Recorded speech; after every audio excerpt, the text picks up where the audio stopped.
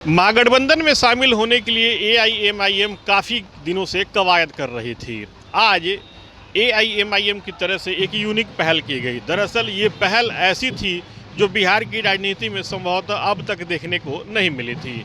AIMIM के प्रदेश अध्यक्ष और अमौर के विधायक अख्तरुल ईमान अपने साथी और समर्थकों के साथ बजाबते ढोल नगाड़े के साथ राबड़ी आवास पहुंचे और महागठबंधन में शामिल होने की उन्होंने मांग की। हमारे साथ पार्टी के राष्ट्रीय प्रवक्ता आदिल हसन है, इनसे पूछते हैं। आदिल जी, जो आप लोगों ने इनिशिएट लिया, जहां तक मुझे याद है बिहार की राजनीति में इस तरीके का इनिशिएट अभी तक देखने को नहीं मिलेगा था, तो ये आइडिया कहाँ से आया? ईमानदारी वाला इनिशिएट हमने इनको, तेजस्वी जी ने बिहार दूसरे चैनलों में कहा कि मुझे जानकारी नहीं है कि एमआईएम ने गठबंधन का प्रस्ताव दिया। अब इससे बढ़ के तो कुछ जानकारी हो नहीं सकती। मतलब आप लोग सीधा सीधा जानकारी प्रूफ दे दिए? अच्छे से इनको दे दिए। पूरे देश की जनता, बिहार की जनता, 3800 जिला जो है हमारा, 40 लोकसभा, 243 असेंबली में जान जाए कि माई समीकरण की क्या सच्चाई है। इस गेट से अगर खुलती है, अब इनको फैसला लेना है। हमने अपनी बात रख दी इनके सामने। आपने कहा कि माई समीकरण की पोल खुल जाएगी, जरा उसके बारे में कुछ बताएंगे? आप जब गठबंधन नहीं कीजिएगा तो कल हम पर इल्जाम नहीं लगा सकते हैं आप। फिर पोले ना खुलेगा, फिर कल बोलिएगा एमआईएम के चलते हम हार गए, हम नहीं बने, ये बने।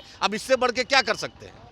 अब किस तरीके से कोई गठबंधन का दावत दे सकता है? चिट्ठा लिखा, मीडिया में लिखे, बोले, आकर दावतनामा दे दिए, लिख कर दे दिया। अब इससे कोई दूसरा तरीका हो सकता है? लेकिन सवाल तो ये भी उठता है आदिल जी कि अगर आपने इतने सारी कवायद की, आपने लेटर दे दिया, लेटर अभी अंदर गया कि नहीं, पहले ये बताएं। लेटर चला गया, कोई उनके आए थे जिम्मेदार, वो लेके गए।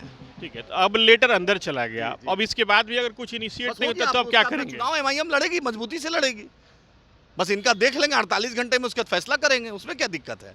एआईएमआईएम जो है क्या थर्ड फ्रंट की भी तैयारी करेगी? पूरा थर्ड फ्रंट करेंगे, चुनाव ही लड़ेंगे। नहीं मानेंगे, पूरा चुनाव ताकत से लड़ेंगे, मजबूती से लड़ेंगे। आपको इल्जाम नहीं लगना चाहिए हम पर। आप तेजस्वी जी, अगर इस घर में आना है तो एमआईएम को लेना है, उस घर ही में रहना है जिंदगी भर, तो मत लीजिए एमआईएम में। इसमें हम क्या कर सकते हैं? बस दायां और बायां का फैसला है। अगर दायां घर में आना है तो एमआईएम को लेना है, बाएं घर में जिंदगी भर रहना है तो रहिए, मत लीजिए एमआईएम में। बाएं घर में रहिए, अच्छा लगता होगा तो आपको। तो फिर आपके लिए जितनी अटैकिंग आप एनडीए पर होंगे, फिर तो आपके लिए अटैकिंग भी हो जाएगी। मैं 18% अपनी आबादी और सीमांचल के लोगों को बोलेंगे कि अब इससे ज़्यादा ईमानदाराना प्रयास कुछ नहीं हो सकता। हमने ईमानदाराना प्रयास किया, अब बाकी इनको फैसला लेना है। दायां घर में आना है कि बाएं घर में जिंदगी भर लाल कृष्ण आडवाणी जी के नक्शे कदम पे चलना है, अभी फैसला ये कर लेंगे। आपने पत्र दे दिया, अब इंतजार कितने दिन करेंगे? 48 घंटा और कितना इंतजार करेंगे? उसके बाद बस उसके बाद चुनाव लड़ेंगे। वैसी साहब सीमांचल बिहार आ रहे हैं, हर जिला जिला जाएंगे हम लोग, जनता के बीच में जाएंगे, बिहार को इंसाफ की लड़ाई लड़ेंगे। आपने हमारे साथ धोखा दिया, आप जनता को बताएंगे। एमएलए भी तोड़िएगा, गठबंधन भी मत लीजिएगा और फिर इल्जाम भी लगाइए। कितना दिन बर्दाश्त करेंगे? बिहार की जनता से फैसला लेगी, चाहे दलित हो, पिछड़ा हो, अति पिछड़ा हो, स्वर्ण हो, सब समझ गया है कि कौन मक्कार है, कौन ईमानदार है। जनता फैसला ले लेगी इंशाल्लाह। बिल्कुल। तो ये थे हमारे साथ पार्टी के राष्ट्रीय प्रवक्ता एआईएमआईएम के आदिल हसन। स्पष्ट रूप से कहा 48 घंटे इंतजार करेंगे, उसके बाद हमें जो करना होगा अपनी रणनीति के हिसाब से करेंगे। Sujit Kumar, TV9 digital, Patna.